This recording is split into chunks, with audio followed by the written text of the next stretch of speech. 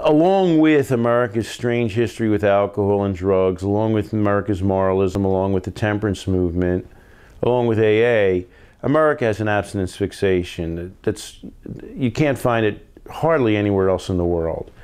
In the United States, the concept is, and this shows why it's moralism and not treatment, to say, you really got a problem with this, you've got to stop doing it altogether.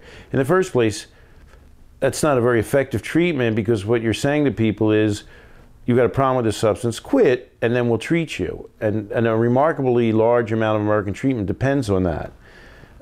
They say, we'll let you be treated if you quit drinking, which is sort of what you're coming to be treated for, which is kind of a paradox.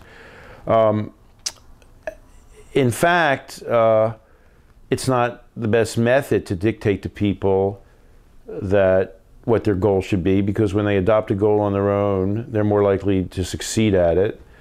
Of course, any kind of treatment that purports to help people that are dependent on something must have some way of dealing with them while they're currently dependent on the substance in order to get them off of dependence, which American alcoholism treatment remarkably can't do. If you can't abstain immediately, they really can't treat you.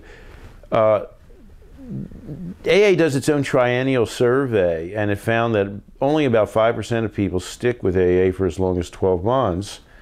All data show that only a small minority of people with an alcohol problem enter treatment and stay in treatment for a number of reasons. And one is because the goals are so arduous that most people can't do it. But that doesn't bother people in the treatment industry, really. They don't mind saying, well, we throw everybody else out who drinks or who can't stop drinking. And if you say, well, what percentage of people are you getting? They say, well, I don't know, 10%. And then you might say, well, that doesn't seem very useful. Treatments, like if you have pneumonia, you hope that they can treat everybody for pneumonia. But they'll start talking such jabberwocky as well. When people are ready to quit or when they're motivated to quit, then they'll quit. But then you might say, well, then why do we need treatment? Treatment's for people who need help.